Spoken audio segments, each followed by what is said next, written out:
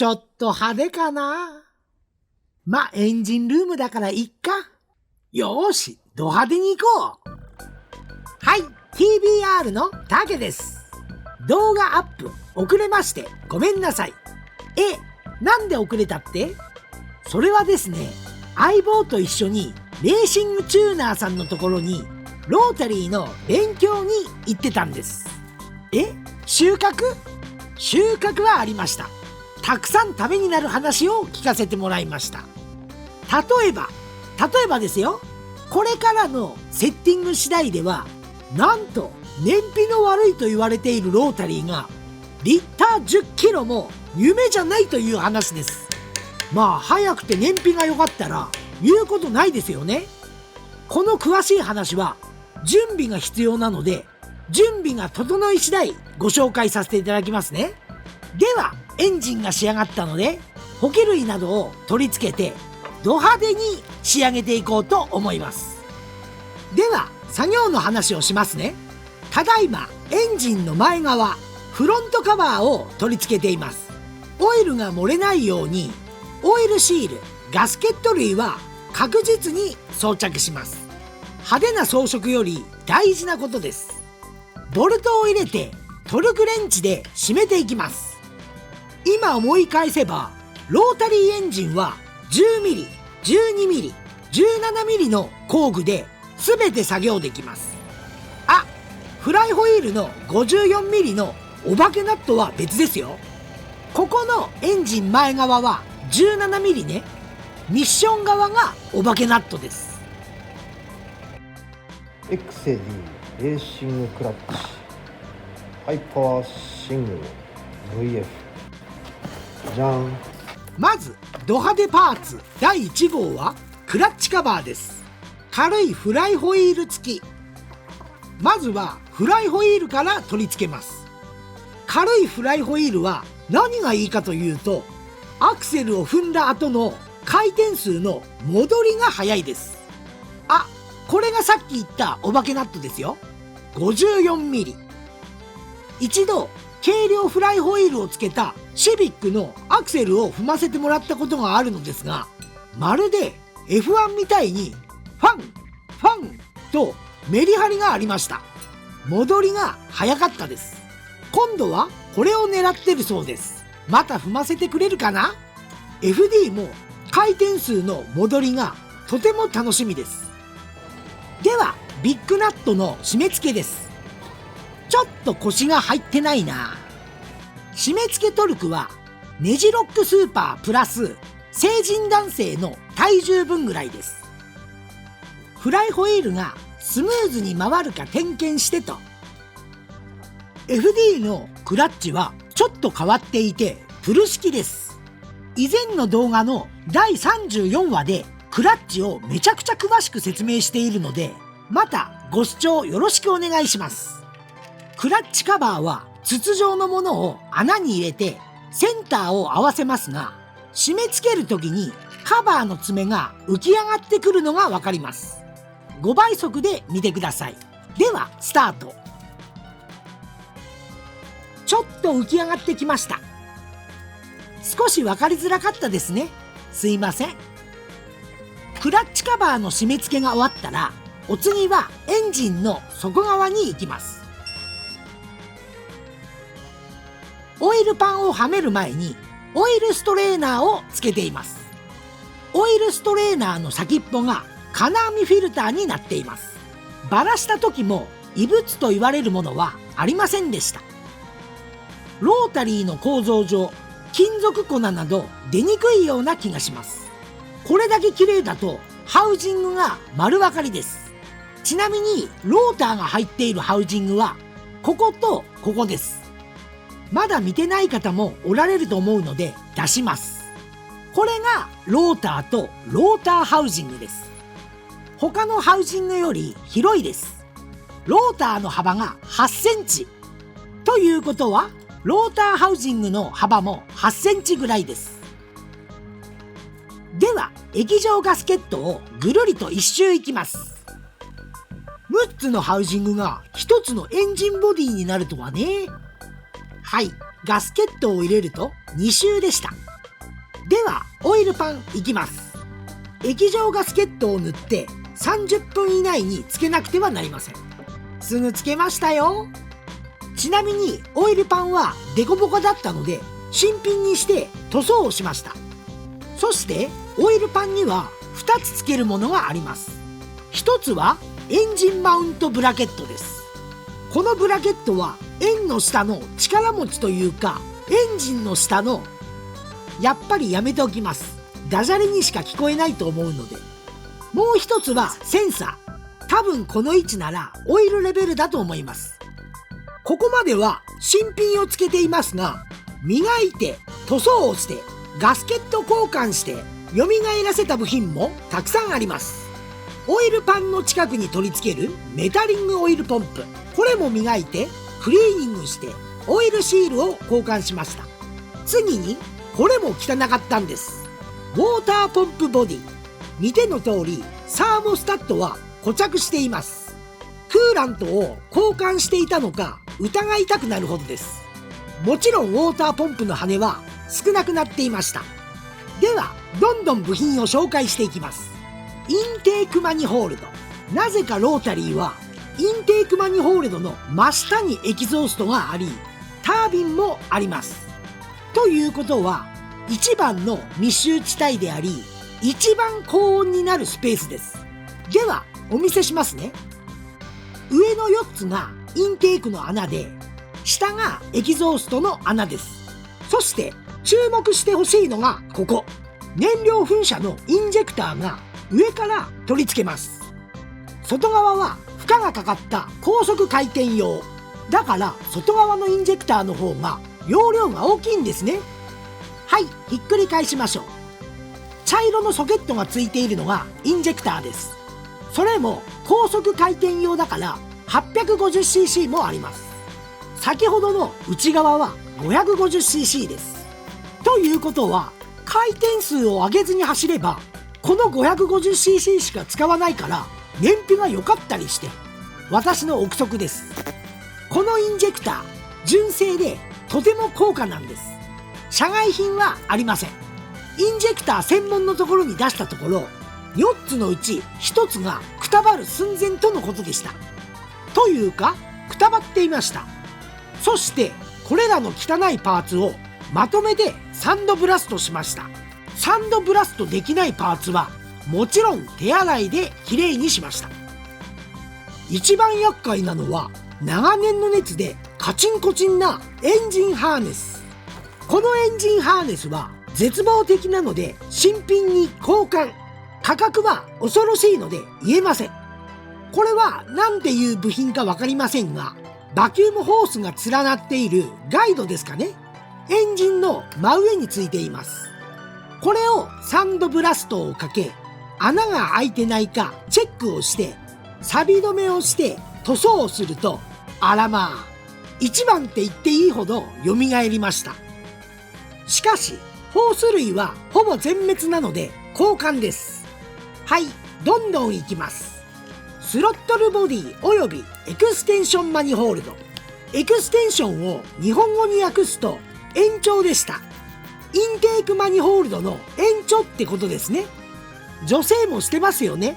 そう、髪の毛とまつげです。あれもエクステンションです。延長です。今外しているのがスロットルボディです。皆さんのアクセルワークに直結しているパーツです。先ほどの延長マニホールド、磨いたら地肌丸見え。こっちはもっと綺麗になりました。本当のインテークマニホールド、真っ白です。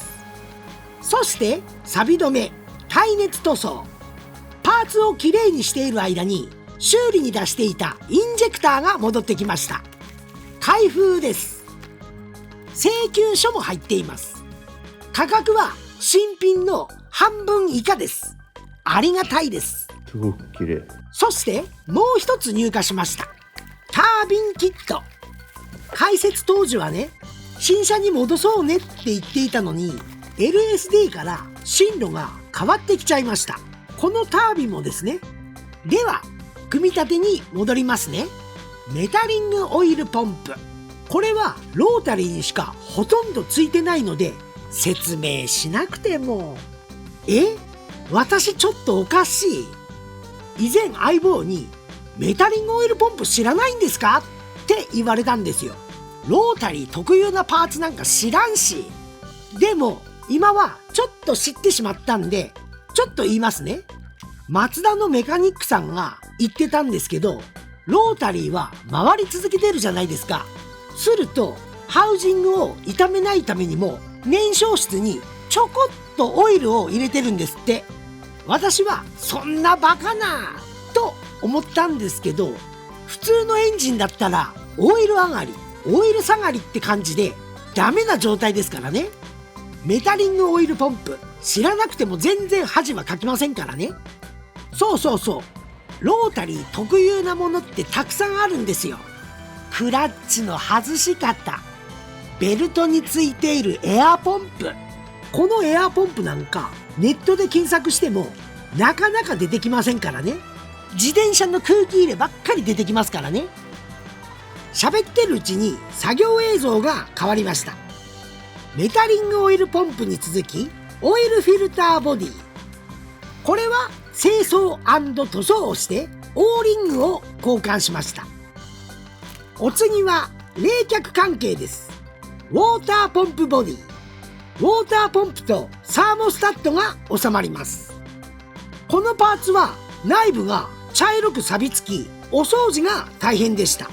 長いブラシで中の水の通路をピカピカにしました。これがウォーターポンプです。長く使用すると中の羽がなくなってきて水の流れがなくなります。それとベアリングにガタが来てプーリーのベルトがきれいに回らなくなります。これがサーモスタットです。エンジンが冷えてる時は閉じていて、エンジンが熱くなってくるとサーモスタットが開きます。そしてエンジン内を冷やします。冷やされると言っても熱湯に近いですけどね。どちらともオーバーヒートの原因になるパーツです。これはエンジンを持ち上げるためのフックね。はい、先を急ぎましょう。修理から帰ってきたインジェクターです。FD のインジェクターの数はズバリ4本。内側2本と外側2本に分けます。今は内側2本のプライマリーインジェクターです。これがインジェクターを収めるホルダーってとこでしょうか。先ほど言いましたが、エンジンの上部にセットします。ここです。残りの2本はこの長いアダプターにセットしてインテークマニホールドに取り付けます。まず壊れにくいパーツだとは思いますが、ロータリーの場合はこのインジェクターがトラブルを起こすことが多いようです。今作業している外側のインジェクター容量は高速回転用で 850cc です。ちなみに毎分ですよ。1分間ですよ。なかなかの豪快な霧吹きです。アイロンかける時のニューキーピング、衣類に噴射しますよね。あれどころではないということです。でもインジェクターのおかげで霧吹きのような安定した燃料がポートに送り込まれます。昔は日本車も外車もキャブレターっていうものだったんですね。印象深いのはアメ車のビッグエンジン V8。もう霧吹きではなく何だと思います？まさに水鉄砲です。時代の技術革新で水鉄砲が霧吹きになるんですから、そりゃ燃費が良くなるわけですよね。ではプライマリーインジェクターをエンジン上部にセットしました。こんな感じになります。この上に新調したエンジンハーネスを配線していきます。コンピューターからの信号が的確に伝わらないと意味がありませんもんね。それとホース、バキューム類は耐久性のあるものと交換しました。配線やホース類はこれでもかっていうぐらい画像や映像に記録を残しておくというのがアドバイスですかね。整備書だけではわからない部分が多すぎます。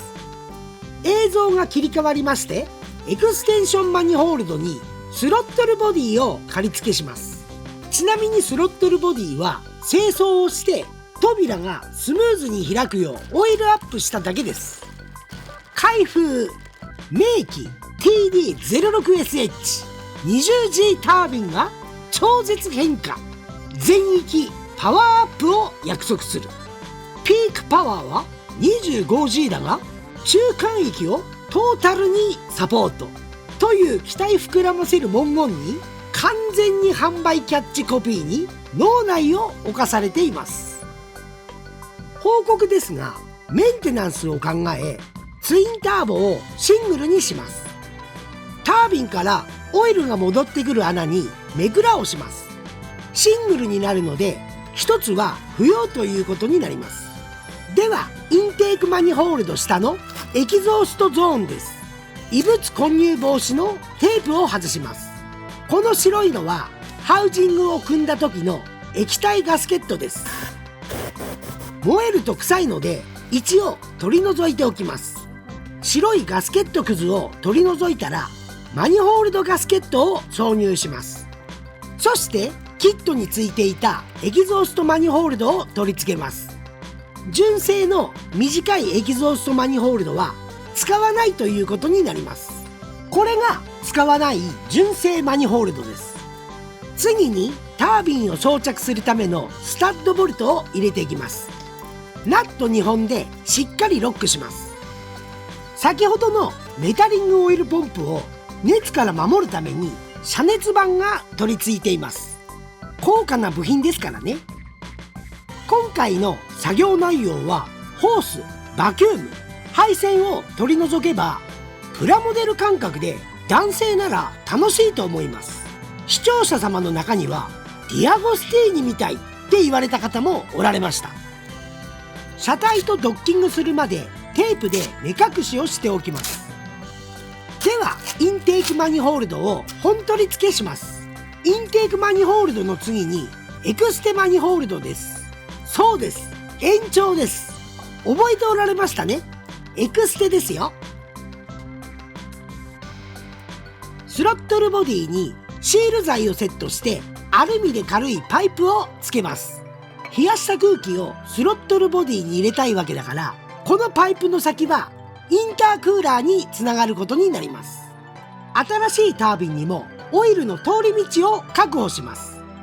FD のタービンは水冷なら水路遮断、メクラホース設置。ここで気になったのですがロータリーにもクランク角センサーがあるじゃないですか。クランクもないのにこれです。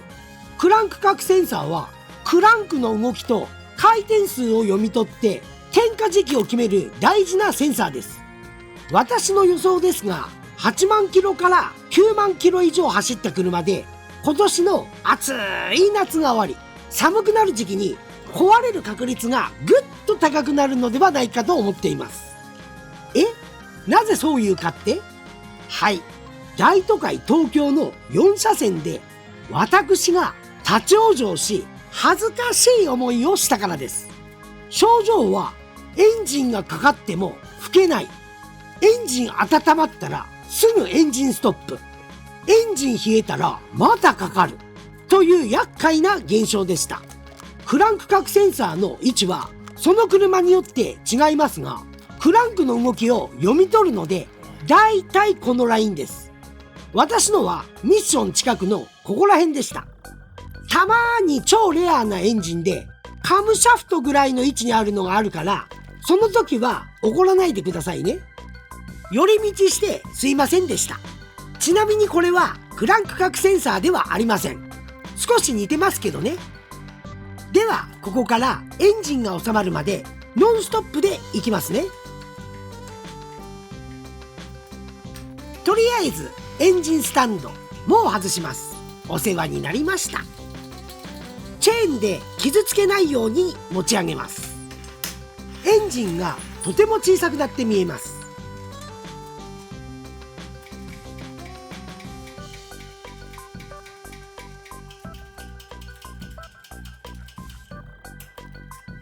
まるで UFO キャッチャーみたいですね。エンジン周りがすっきりしてメンテナンス性はいいと思います。今回はエンジンマウントがクロスメンバーに入るまでにさせてください。では今回は投稿遅れた上にご視聴長々とありがとうございました。まだ暑いですがお体にお気をつけて次回もよろしくお願いします。ありがとうございました。